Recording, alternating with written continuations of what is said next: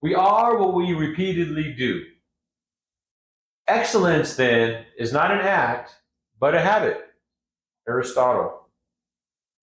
Well, every day, my brain, it's professional at sabotage.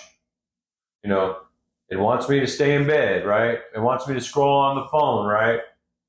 It wants me to, continuously argue with myself about going to the gym. So here's the thing. I'm not crazy. Well, not entirely. Science actually backs this up.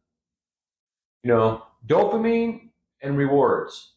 Your brain is wired to chase immediate rewards. Dopamine spikes when you think about coffee, sugar, or Netflix. And that's why rewarding yourself works. You're basically tricking your caveman brain into showing up. Ego depletion, right? Self-control fatigue. Studies show that willpower is like a muscle. It gets tired. That's why you can't resist donuts at 9 a.m., but by 9 p.m., you're eating frosting out of a tub with a spoon. The brain is in default mode. Neuroscience says that our brain's natural setting is energy saving. Basically conserving calories, avoiding discomfort, which made sense when we were running from saber-toothed tigers.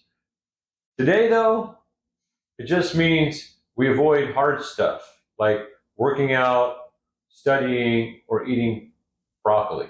So what do you do when your own brain is your biggest opponent? Here's my hack when something is not easy. I make it easy. That's my quote. It's literally on my classroom wall. Start small, reward yourself, trick your brain into momentum. That's how I went from never doing pull-ups to being the guy that always does pull-ups. From dreading schoolwork to earning 3 master's degrees. From eating garbage to coaching people on nutrition and longevity. You stop negotiating with your brain and you start acting. The hard things become easy because you made them easy.